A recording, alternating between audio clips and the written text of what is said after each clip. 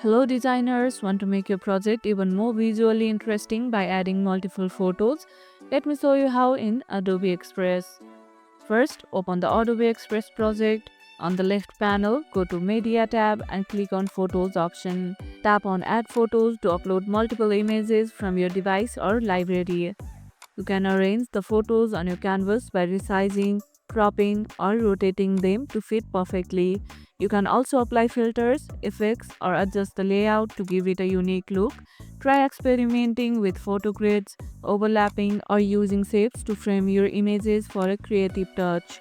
If the photos are not appearing properly, check the file sizes or ensure your connection is stable.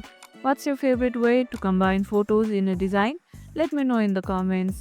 If this tutorial helped, hit the like button, share it, subscribe, and drop a comment below.